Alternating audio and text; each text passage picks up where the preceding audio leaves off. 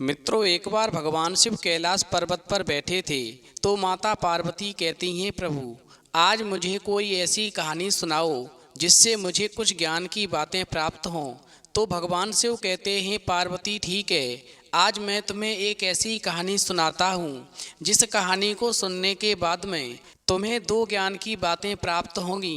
पहली बात, कौन सी स्त्री हर जन्म में संतानहीन रहती है। दूसरी बात, दूसरों के लिए गड्ढा खोदने वाला स्वयं उस गड्ढे में कैसे गिर जाता है। फिर माता पार्वती कहती हैं, प्रभु यदि मुझे ये दो ज्ञान की बातें प्राप्त होंगी तो मैं कहानी को पूरा और मन से सुनूंगी। आप कहानी को प्रारंभ कीजिए। तो मित्रों, कहानी शुरू करने से पहले मेरा आप सभी से अनुरोध है कि आप हमारी कहानी में खो जाएं। उससे पहले हमारे चैनल को सब्सक्राइब करके बेल आइकन अवश्य दबा लें, जिससे हमारी हर वीडियो का नोटिफिकेशन सबसे पहले आप तक पहुंच सके और आप हमारी हर वीडियो से प्राप्त ज्ञान का अपने जीवन में लाभ उठा सकें। तो आइए कहानी शुरू करते हैं। भगवान शिव कहते हैं, पार्वती बहुत पहले एक राजा था। वो बहुत ही दयालु था। शक्ति से जीता हुआ प्रदेश भी पुनः राजाओं को लौटा देता था। उसके इस सदाचरण एवं दयालु भावना के कारण उसे न केवल उसकी प्रजा प्यार करती थी, अपितु वो राजा भी सम्मान देते थे। जिनके राज्य वो उन्हें लौटा देता था। उसके राज्य में धन धान्य की कमी नहीं थी। प्रजाजन खुश व संतुष्ट थे, किंतु वह राजा सदैव दुखी रहता था। वहीं माता पार्वती कहती हैं, प्रभु मेरी समझ में ये नहीं आया कि राजा बहुत दयालु था, उसके पास सब कुछ था, प्रजा भी खुश रहती थी, धन धान्य की कोई कमी नहीं थी, फिर वो राजा हमेशा दुखी क्यों रहता था। तो भगवान शिव कहते हैं, पार्वती अब मैं तुम्हें बताता हूँ कि सब कुछ होने के बाद भी वो राजा दुखी क्यों रहता था। क्योंकि राजा की शादी बहुत ही सुंदर राजकुमारी के साथ हुई थी, किंतु 6 वर्ष बीतने के बाद भी उसके आंगन में बच्चों की किलकारी नहीं गूंजी। फिर सभी सभासदों ने राजा से पुनः विवाह करने का आग्रह किया। उन्होंने भी सोचा कि इतनी सब संपदा का वारिस एवं भोग करने वाला राज चलाने के लिए उत्तराधिकारी चाहिए ही। अतः सभी सभासदों की बातें राजा की समझ में आ गईं और फिर राजा ने अपनी पत्नी की बहन के साथ ही विवाह कर लिया। किंतु दुर्भाग्य से वो भी बांझ निकली। कुछ दिनों के बाद में फिर सभासदों ने राजा को एक और विवाह करने की सलाह दी, किंतु राजा ने सोचा लगता है मेरे भाग्य में संतान का सुख नहीं है। इसलिए राजा ने सभासदों की सलाह विनम्रता से टाल दी। फिर राजा ने अपना समय शिकार आखेट पर देना शुरू कर दिया। इस प्रकार कई वर्ष बीत गए और राजा भी अपने दुख को भूल कर के आखेट में ही आनंद लेने लगा। भगवान शिव कहते हैं, पार्वती एक बार की बात है, एक बार राजा आखेट के लिए एक गांव से गुजर रहा था कि उसने एक स्त्री की आवाज़ सुनी। उस स्त्री के शब्दों को सुनकर के राजा वहीं पर थम गया। वो स्त्री कह रही थी, तुम्हें मालूम नहीं, मेरी कोख 2 सुंदर लड़के और एक लड़की को जन्म देने में सक्षम है और तुम गुलेल से इस पर कंकड़ मार रहे हो। तुम्हारा मेरी कोख पर कंकड़ मारना ठीक नहीं है। अतः राजा ने देखा कि 16 वर्षीय एक सुंदर कन्या अपना पेट पकड़े अपने साथियों को डांट रही थी कि वो उसके पेट पर गुलेल से कंकड़ न मारें। वहीं कन्या के नैन नक्श आकर्षित करने वाले थे तथा रूप में भी वो बहुत सुंदर थी। वहीं राजा उस रात्रि को सो नहीं सका। उसके कानों में उस कन्या के वो शब्द गूंज रहे थे कि मेरी कोख 2 सुंदर लड़कों और एक कन्या को जन्म देने में सक्षम है। वहीं प्रातः होते ही राजा ने अपने राजदूतों से उस लड़की का पता ठिकाना मालूम कराया और उस घर में पहुंच गया। वहीं वो लड़की एक गरीब किसान की थी। जैसे ही राजा उस गरीब किसान के घर में पहुंचा तो गरीब किसान जो था राजा को देख कर के भयभीत हो उठा। उसने राजा के पांव पकड़ लिए और कहने लगा, महाराज मुझसे कौन सी खता हो गई है, मुझे क्षमा कर दें। वहीं राजा ने किसान से खड़े होने के लिए कहा, लेकिन उसने अपने अपराध की क्षमा याचना की। तब राजा ने किसान से कहा कि उससे कोई गलती नहीं बनी है, वो उसकी कन्या से विवाह का प्रस्ताव लेकर आया है। वहीं राजा की बात को सुनकर के वो गरीब किसान जो था एकदम से हैरान रह गया। उसे विश्वास नहीं हो रहा था कि जो कुछ वो सुन और देख रहा है वो सत्य है। उसे ऐसा लग रहा था मानो वो कोई स्वप्न तो नहीं देख रहा है। वहीं राजा के कहने पर किसान ने खुशी खुशी राजा की बात मान ली। फिर राजा ने किसान की कन्या को परिणय सूत्र में बांध लिया और सही समय पर तीसरी रानी ने गर्भ धारण किया। वहीं जब राजा की सबसे छोटी रानी गर्भवती हो गई तो राजा बहुत ही खुश हुआ। लेकिन राजा की दोनों बड़ी रानियां जो बांझ थीं, उनके हृदय में सांप रेंगने लगे। उन्होंने बहुत चाहा कि तीसरी रानी का गर्भ गिर जाए, किंतु असफलता ही हाथ लगी। उनके सभी प्रयत्न बेकार गए। समय धीरे धीरे गुजरता गया। जब प्रसव काल की घड़ी आई तो दाई ने प्रसव कराया। बाहर राजा व्यग्रता से समाचार की प्रतीक्षा कर रहा था। वहीं रानी ने 2 सुंदर राजकुमारों और एक राजकुमारी को जन्म दिया और वो फिर अचेत हो गई। वहीं दाई ने प्रसव कमरे का गुप्त दरवाजा खोल दिया और जैसे ही दरवाजा खुला फिर दोनों बांझ रानियों ने प्रवेश किया और उन्होंने दाई को द्रव्य मुद्राओं की थैली के साथ साथ काठ के बने 3 पुतले दिए और उन नवजात शिशुओं को जंगल में हिंसक पशुओं का शिकार बनने के लिए छुड़वा दिया।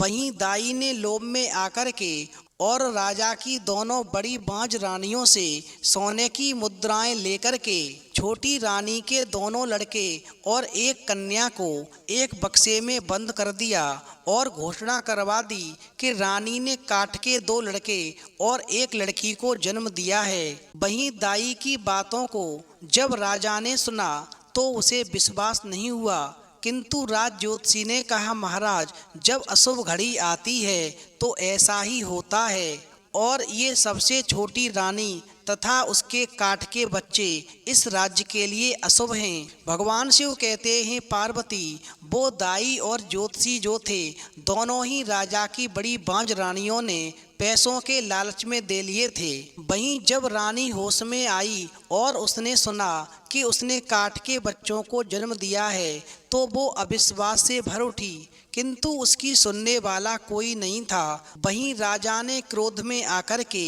सबसे छोटी रानी को कैद खाने में डलवा दिया और कहा, अब तुम अपना शेष जीवन इसी कैद खाने में बिताओगी। भगवान शिव कहते हैं, पार्वती इधर तो राजा की सबसे छोटी रानी कैद खाने में पहुंच जाती है और उधर जंगल में एक शैतान बुढ़िया रहती थी। वो अधिकतर अपनी गुफा में ही रहती थी, लेकिन उस दिन जब वो बाहर आई तो उसने क्या देखा कि जंगल में 3 नवजात शिशु रो रहे हैं। फिर वो बुढ़िया जंगल में गई और उन बच्चों को उठा लाई और फिर उसने अपने जादुई कांच में देखा और फिर जाना कि वो उस राज्य के राजा के राजकुमार तथा राजकुमारी हैं। वहीं उस बुढ़िया ने कांच में पुनः देखा और इन बच्चों की दुर्दशा का कारण समझ गई और फिर वो सोचने लगी कि मुझे राजा को सत्यता बता देनी चाहिए।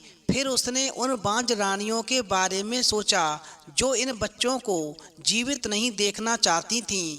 अतः उस बुढ़िया ने निश्चय किया कि जब उचित समय आएगा तब वो राजा को सच्चाई बताएगी। उससे पहले राजा के दोनों बेटों और उस बेटी को भली भांति उनका पालन करेगी, क्योंकि राजा की दोनों बड़ी बांझ रानियां इन तीनों बच्चों की जान की दुश्मन बनी हुई हैं। इसलिए इन तीनों बच्चों को अभी राजमहल में भेजना बिल्कुल भी ठीक नहीं होगा। भगवान शिव कहते हैं, पार्वती वहीं उस बुढ़िया ने ऐसा सोच करके उन दोनों राजकुमार और उस छोटी कन्या का यानी तीनों शिशुओं का लालन पालन शुरू कर दिया।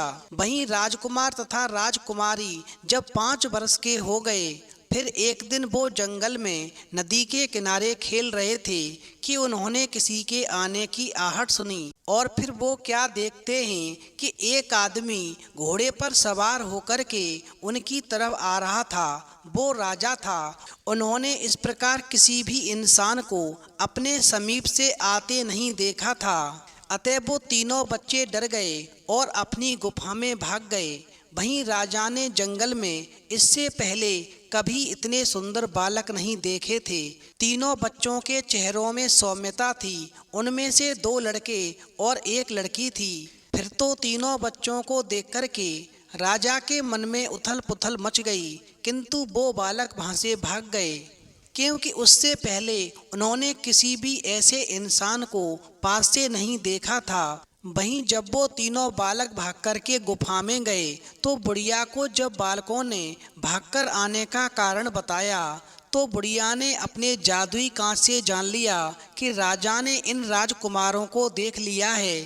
फिर उस बुढ़िया ने सोचा कि अब सत्य उजागर करने का समय आ गया है। वहीं उस बुढ़िया ने लकड़ी के 3 पुतले, 2 लड़के और 1 लड़की बनाई और उन बालकों से कहा कि इन पुतलों को तुम अपनी गोद में रख कर के थपथपाते हुए गाओ, ओ अमोल राजा के काठ के बच्चों, जागो जागो जागो। वहीं मन में उत्सुकता लिए हुए जब दूसरे दिन राजा पुनः उसी स्थान पर आया और झाड़ियों में छिप गया और उधर बालकों ने भी राजा को देख लिया था। अतः उन्होंने एक एक पुतले को अपनी गोद में रख कर के थपथपाते हुए गाना शुरू किया, ओ अमोल राजा के काठ के बच्चों, जागो जागो जागो। फिर तो ये गीत सुनकर के राजा हैरान रह गया। इतने में वो बालक अपनी गुफा की ओर चल दिए। वहीं राजा भी उनका पीछा करता गया और उधर बुढ़िया ने अपने जादुई शीशा में देख लिया कि राजा बच्चों का पीछा कर रहा है और फिर वो गुफा के द्वार पर आ गई। उसने राजा का स्वागत किया और अंदर आने का आग्रह किया और फिर राजा को सारी सच्चाई बताई जो उसने अपने जादुई कांच के जरिए प्राप्त की थी। उसने राजा को यह भी याद दिलाया कि उसने राजा को चेतावनी दी थी कि उसकी होने वाली रानी बांझ निकलेगी, किंतु तब राज ज्योतिषी ने उस राज्य से उसे शैतान कहकर के निकलवा दिया था। और वहीं बुढ़िया ने इन राजकुमारों की हत्या के षड्यंत्र में दाई और राज ज्योतिषी की भूमिका भी राजा के सामने स्पष्ट कर दी। वहीं राजा ने कहा कि वो ये सच्चाई कैसे सिद्ध करे कि ये बालक तीनों मेरी छोटी रानी से ही जन्मे हैं। वहीं बुढ़िया ने एक योजना बनाई और राजा से कहा कि कल तुम इन बालकों के साथ में मुझे भी राज दरबार में ले चलना और फिर तुम चमत्कार देखना कि मैं कैसे सिद्ध करती हूँ कि ये तीनों बच्चे तुम्हारी छोटी रानी से ही जन्मे हैं। वहीं राजा ने दूसरे दिन शाही महल में एक भोजन रखा और उसमें सभी को आमंत्रित किया और फिर ठीक समय पर राजा ने इन तीनों बच्चों और बुढ़िया के साथ में राज दरबार में प्रवेश किया। वहीं राजा के साथ में 3 सुंदर बालक, 2 लड़के और 1 लड़की को देख कर के तीनों बांझ रानियां दाई तथा राज ज्योतिषी सकते में आ गए और उन्हें लगा कि उनका षड्यंत्र अब खुलने वाला है। तभी राजा ने उन तीनों बालकों को एक ऊंचे से मंच पर बैठाया। इतने में दासियां मिठाई फलों के थाल लिए हुए आ गईं। वहीं राजा ने कहा कि आज के भोजन की शुरुआत ये अतिथि बालकों के साथ होगी, इसलिए मैं चाहता हूँ कि मेरी दोनों रानियाँ इन बच्चों को अपने हाथ से भोजन खिलाएंगी। वहीं रानियाँ मिठाई लेकर के बालकों के समीप आ गईं तो रानियों की आंखों में क्रोध और नफरत देख कर के वो बच्चे सहम गए और मिठाइयों को छुए बिना सिर नीचा कर लिया। वहीं राजा सावधानी से ये सब नज़ारा देख रहा था। वहीं रानियां बालकों की मनहार करके हार गईं, पर उन बच्चों ने बिल्कुल भी उनके हाथ से खाना नहीं खाया। फिर राजा ने आदेश दिया कि कैद खाने से उसकी तीसरी रानी को लाया जाए। वहीं तीसरी रानी दीनहीन हालत में लाई गई। उसकी निगाह मंच पर बैठे जब बालकों पर पड़ी तो उसकी आंखों में वात्सल्य उमड़ आया और चेहरे पर खुशी दौड़ाई। वहीं राजा के कहने पर वो बच्चों के पास पहुंची। वहीं बच्चों ने उसकी आंखों में प्रेम देखा और खाने के लिए मुंह खोल दिया। लेकिन तभी चमत्कार घटित हुआ। जैसा कि बुढ़िया ने कहा था, राजा ने देखा कि रानी के आंचल से दूध की धार निकल रही थी, जो तीनों बच्चों के मुख में जा रही थी। भगवान शिव कहते हैं, पार्वती, फिर तो ऐसा नज़ारा देख कर के राजा सच्चाई को समझ गया और उधर 5 वर्षों से वंचित दूध सीमाएं तोड़ रहा था। फिर तो राजा को अपनी भूल का एहसास हुआ। उसने यह भी नहीं सोचा था कि काठ के बच्चे कैसे पैदा हो सकते हैं। और फिर उसने राज ज्योतिषी और दाई पर बिना तर्क के विश्वास कैसे कर लिया। वहीं राजा को ये नज़ारा देख करके क्रोध आ गया और राजा ने आज्ञा दी कि दाई के दोनों हाथ काट दिए जाएं और राज ज्योतिषी की जीभ, ताकि फिर से ये झूठ का सहारा नहीं ले सकें। और अपनी दोनों बड़ी रानियों को षड्यंत्र रचने के लिए कहा कि जो दूसरों के लिए गड्ढा खोदता है वो उस गड्ढे में एक दिन स्वयं गिर जाता है। वही हाल तुम्हारे साथ होने वाला है। फिर राजा ने अपनी 5 रानियों को षड्यंत्र के लिए सजा दी कि वो जीवन भर उसी कैद खाने में रहेंगी, जिस कैद खाने में छोटी रानी को इन्होंने षड्यंत्र के तहत डलवाया था। भगवान शिव कहते हैं, पार्वती, वहीं राजा की आज्ञा पाकर के सैनिकों ने दाई के दोनों हाथ काट दिए और राज ज्योतिषी की जीभ काट दी। वहीं दोनों रानियों को षड्यंत्र रचने के लिए हमेशा के लिए कैद खाने में डलवा दिया। इस प्रकार राजा के काठ के बच्चे जाग उठे। और फिर बुढ़िया ने कहा, देखा महाराज, अपनों पर अंधविश्वास का नतीजा। इसलिए कभी भी अपनों पर इतना भी अंधविश्वास नहीं करना चाहिए। मैं ये समझती हूँ, जो भी तुम्हारी समस्या है या जिस किसी ने भी तुमसे तुम्हारी पत्नी के बाबत कुछ कहा है तो उसे अवश्य बता देना चाहिए। एकदम से किसी की कही हुई बातों पर विश्वास नहीं करना चाहिए। यदि तुम दूसरे की सुनी हुई बातों को अपनी पत्नी को बताओगे, फिर देखो पत्नी की निगाह में तुम्हारा सम्मान भी बढ़ेगा और सच्चाई खुद ब खुद सामने आ जाएगी। फिर जैसा उचित समझो निर्णय ले सकते हो। भगवान शिव कहते हैं, पार्वती, इस कहानी से तुम्हें पहली ज्ञान की बात प्राप्त होती है कि कौन सी स्त्री हर जन्म में संतानहीन रहती है। तो समझ लो, जो स्त्री दूसरी स्त्री की चलती कोख को कोसती है, उसे बांझ साबित करने की कोशिश करती है, दूसरे की संतान को देखकर जलती है, ऐसी स्त्री कई जन्मों तक संतान से हीन रहती है। इसलिए कभी भी एक स्त्री को दूसरी स्त्री की कोख को कोसना नहीं चाहिए, उसे बांझ साबित करने की कोशिश नहीं करनी चाहिए, उसके संतान को देख कर के कभी जलना नहीं चाहिए, तभी संतान का सुख प्राप्त होता है। वहीं भगवान शिव कहते हैं, पार्वती, सर्प श्राप की वजह से भी स्त्री संतानहीन रहती है। इस शाप के प्रमुख 8 योग या प्रकार बताए गए हैं। ये योग राहु के कारण बनता है। इसके लिए नाग प्रतिमा बनाकर के विधि पूर्वक पूजा की जानी चाहिए और अंत में हवन करके दान किया जाना चाहिए, तो इस शाप का प्रभाव नष्ट हो जाता है। इससे नागराज प्रसन्न होते हैं और कुल की वृद्धि करते हैं। दूसरा, पितृ श्राप की वजह से भी स्त्री संतानहीन रहती है। यदि किसी जातक ने गत जन्म में अपने पिता के प्रति कोई अपराध किया है तो उसे इस जन्म में संतान का कष्ट होता है।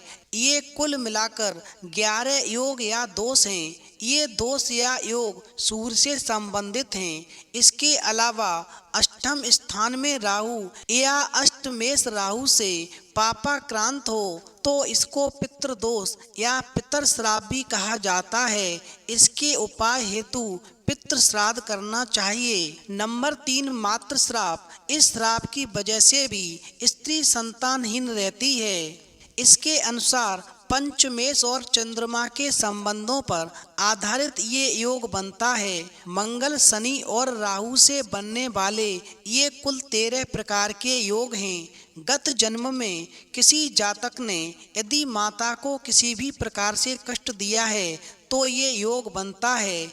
इसके उपाय के लिए माँ की सेवा करना जरूरी है। इसके अलावा उक्त ग्रह को शांत कराना चाहिए। नंबर 4, भातृश्राप के वजह से भी स्त्री को संतानहीन होना पड़ता है। ये योग भी कुल 13 प्रकार का है, जो कि पंचम भाव मंगल और राहु के चलते बनता है। यदि किसी जातक ने गत जन्म में अपने भाई के प्रति कोई अपराध किया है तो ये शाप बनता है। इसके उपाय हेतु चंद्रायण व्रत करें, पवित्र नदियों के किनारे शालिग्राम के सामने पीपल वृक्ष लगाएं तथा पूजन करें। नंबर 5, मातुल श्राप। इस श्राप की वजह से भी स्त्री को संतानहीन होना पड़ता है। ये योग पंचम भाव में बुध, गुरु, मंगल एवं राहु और लग्न में शनि के चलते बनता है। इस योग में शनि बुध का विशेष योगदान होता है। पिछले जन्म में जातक ने अपने मामा को किसी भी प्रकार से घोर कष्ट दिया होगा तो ये कुंडली में योग बनेगा। इसके उपाय है तालाब, बावड़ी, कुआं आदि बनवाना चाहिए। उसे बनवाकर वहां भगवान विष्णु की मूर्ति की स्थापना कराना चाहिए। ऐसा करने से संतान सुख की प्राप्ति होती है। नंबर 6, ब्रह्म श्राप। इस श्राप की वजह से भी स्त्री को संतानहीन होना पड़ता है। ये योग या दोष कुल 7 प्रकार का होता है। 90 भाव में गुरु, राहु या पाप ग्रहों से ये योग बनता है। यदि गत जन्म में किसी भी जातक ने किसी ब्राह्मण को घोर कष्ट दिया है तो ये शाप बनता है। इसकी शांति हेतु पितृ शांति करें और फिर प्रायश्चित स्वरूप ब्राह्मणों को भोजन कराकर उन्हें दक्षिणा दें। इससे संतान सुख प्राप्त होता है। नंबर 7, पत्नी का श्राप। इस श्राप की वजह से भी स्त्री संतानहीन होती है। ये कुल 11 प्रकार का दोष योग है, जो सप्तम भाव में पाप ग्रहों के चलते बनता है। कहा जाता है यदि किसी जातक ने गत जन्म में अपनी पत्नी को मृत्यु तुल्य कष्ट दिया होगा तो ये योग बनेगा। इसके उपाय हेतु कन्याओं को भोजन कराना चाहिए और किसी कन्या का विवाह कराना चाहिए। नंबर 8, प्रेत श्राप। इस श्राप की वजह से भी स्त्री को संतानहीन होना पड़ता है। ये कुल 9 योग बताए गए हैं।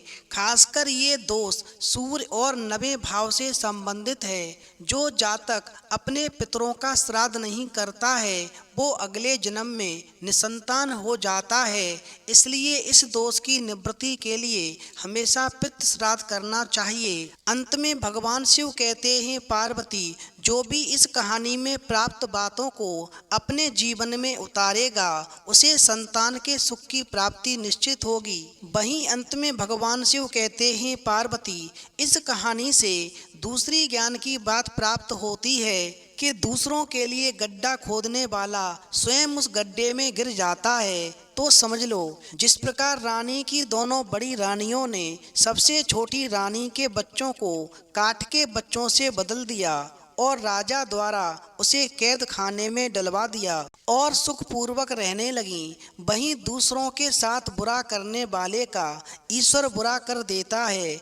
और इसी वजह से ईश्वर ने सबसे छोटी रानी का साथ दिया और उसके बच्चों की रक्षा की। साथ ही राजा के सामने सच्चाई आने पर राजा ने छोटी रानी को प्यार दिया और रानी बनाकर रखा। वहीं दोनों बड़ी बांझ रानियों को हमेशा के लिए कैद खाने में डाल दिया। इसलिए ध्यान रखना, जो दूसरों के लिए गड्ढा खोदता है वो उस गड्ढे में स्वयं गिर जाता है। इसलिए कभी भी किसी का बुरा नहीं करना चाहिए, बुरा नहीं सोचना चाहिए। दूसरों के साथ बुरा सोचने वाले का स्वयं के साथ बुरा हो जाता है, उसकी ईश्वर मदद नहीं करता। इसलिए हमेशा सभी का सम्मान करना चाहिए, सभी के साथ में अच्छा व्यवहार करना चाहिए। कभी भी किसी के साथ में बुरा करना नहीं चाहिए, नहीं बुरा सोचना चाहिए। फिर तो माता पार्वती कहती हैं, प्रभु आज की कहानी सुन करके, आज की कहानी से दो ज्ञान की बातें प्राप्त करके मेरा मन प्रफुल्लित हो गया। तो मित्रों, यदि आपको भी वीडियो पसंद आई हो तो प्लीज़ आप हमारे चैनल को सब्सक्राइब करें और भगवान शिव और पार्वती के लिए एक लाइक करना न भूलें।